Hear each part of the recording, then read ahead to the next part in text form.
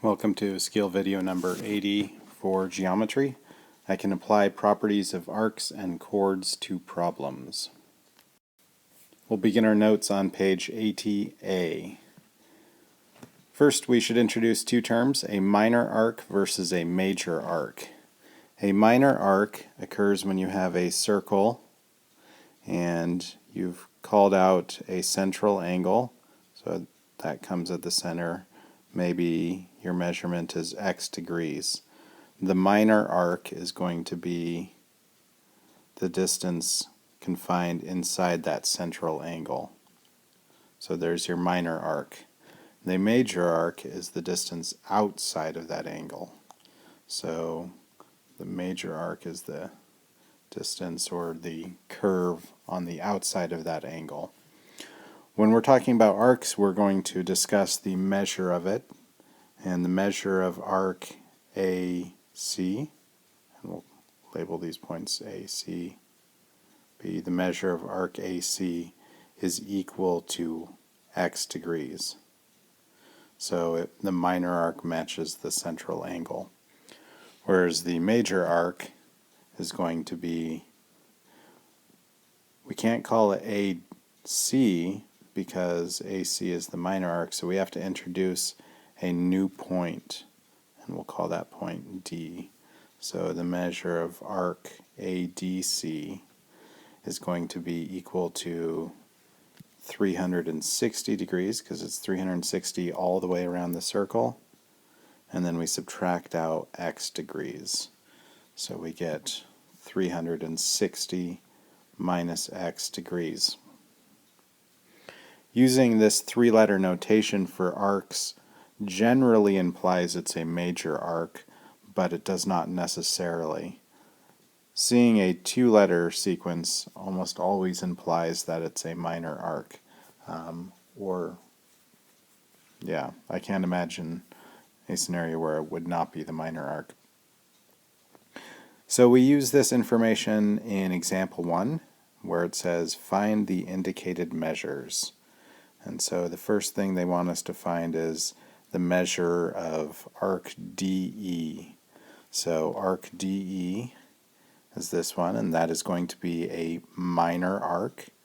And the minor arc has the measure equal to the angle, the central angle. So DE has 40 degrees.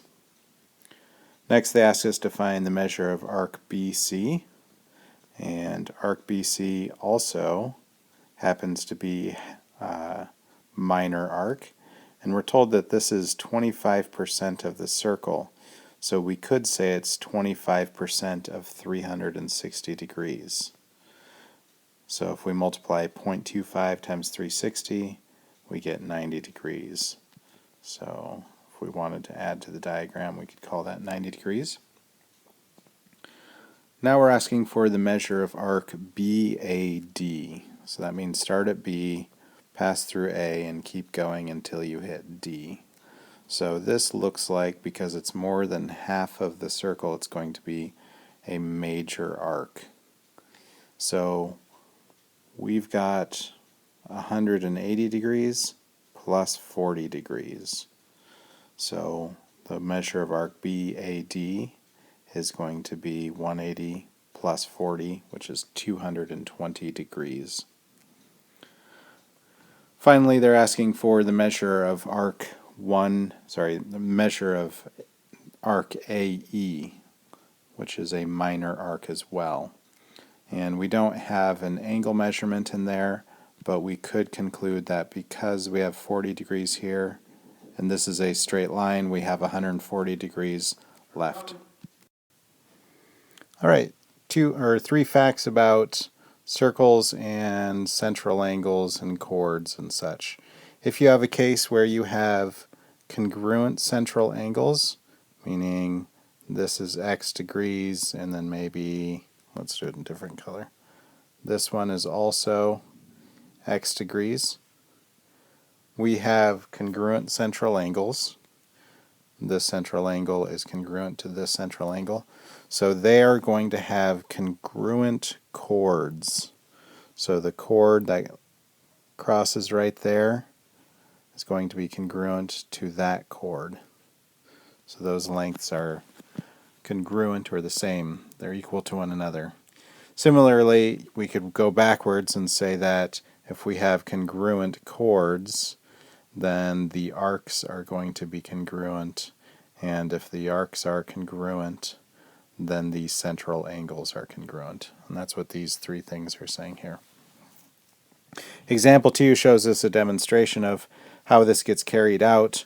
What we have is we have a circle and there are two chords,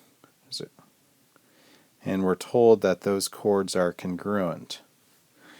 We're also given that the measure of the arc is 2x degrees and the measure of this minor arc is 3x minus 20 degrees. And because we have congruent chords, we are able to conclude that the arcs are congruent, right? Congruent chords have congruent arcs. So we're able to say 2x is equal to 3x minus 20.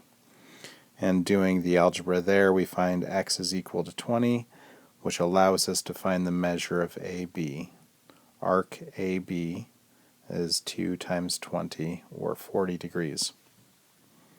Which means if we wanted to, we could draw a central angle, call that 40 degrees, and then we could draw another central angle and call that 40 degrees.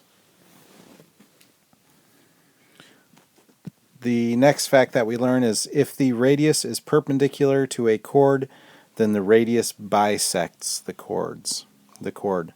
So our radius AC is perpendicular to chord BD, which means we are able to conclude that this half of the chord is equal to this half of the chord.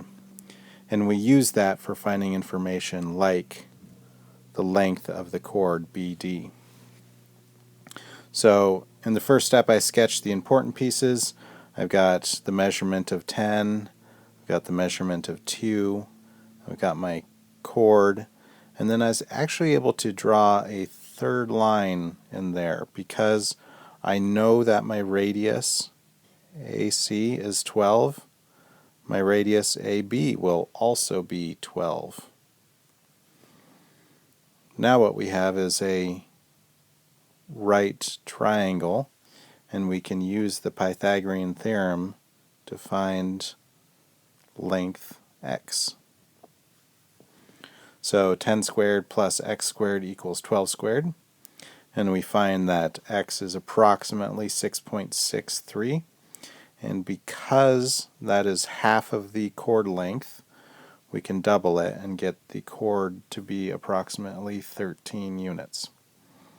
13.2, 13.3 units. Alright, the key ideas and concepts for this skill are we should be able to recognize the arc-chord relationship so that, for example, if you have two arcs that are congruent, then their chords are congruent. Similarly, there's a relationship between arc and central angle. The measure of arc is equal to the measure of the central angle. Or if you have two arcs that are congruent, then you have two central angles that are congruent.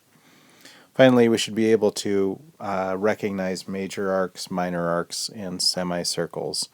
And I didn't cover the semicircle bit, but if you have a circle, the red is your major arc, the blue is your minor arc, and then you can also have what is considered a semicircle, where the half of the circle is neither a major arc or a minor arc because it's a complete 180 degrees.